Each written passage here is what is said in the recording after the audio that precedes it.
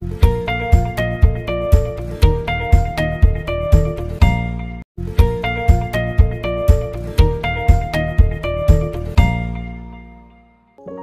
The lord. యేసుక్రీస్తు దివ్యనామంలో ఉదయకాల సమయంలో ప్రభుతో ప్రతిదినం అని ఆధ్యాత్మిక కార్యక్రమాన్ని వీక్షించుచున్న మీ అందరికీ నా హృదయపూర్వక వందనాలు తెలియజేస్తున్నాం. ఉదయకాలము లేచి ప్రార్థన చేశారా?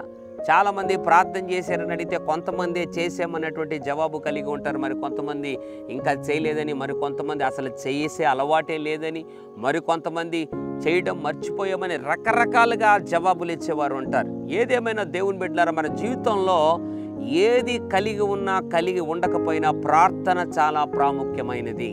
క్రైస్తవుని జీవితంలో ప్రార్థనను మర్చిపోయావా? మనం ఎదుర్కొనేటువంటి సమస్యలు, ఎదుర్కొనేటువంటి నష్టాలు అంతా ఇంత కాదు.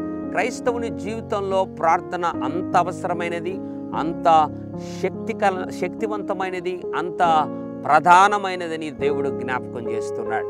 ఉదయకాల సమయంలో నీ జీవితంలో ప్రార్థన అంటే నిద్ర వస్తూ ఉందా? ప్రార్థన అంటేనే విసుకొస్తూ ఉందా? ప్రార్థన అంటేనే ఇంకేం మళ్ళా చేసుకుందాంలే, ఇంకొంచెం పండుకొని లేచిన తర్వాత చేస్తాంలే అనుకుంటున్నావా?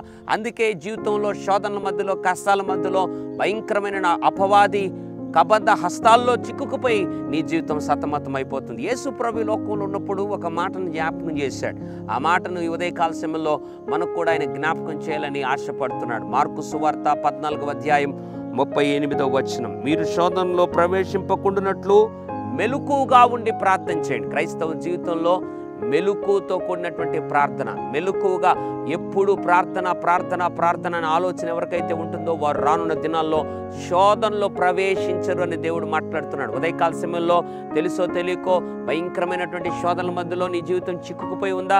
ఇక మీదట దేవుడి సన్నిధిలో క్షమాపణ కోరి మెలకువగా ప్రార్థన చేసే వరము నాకు దయచే ప్రభు అని ప్రభును అడుగు చూడు. నిశ్చయముగా మెలకువతో ఉండి ప్రార్థన చేసే కృపావరాన్ని ఆయన దయచేస్తాడు. తద్వారా నీ జీవితంలో అన్ని శోధనలు అధిగమించగలవు, తప్పించబడవు, అన్ని శోధనల నుండి నువ్వు దాటుకోగలవు. ఉదయకాల సమయంలో ప్రార్థన చేయి.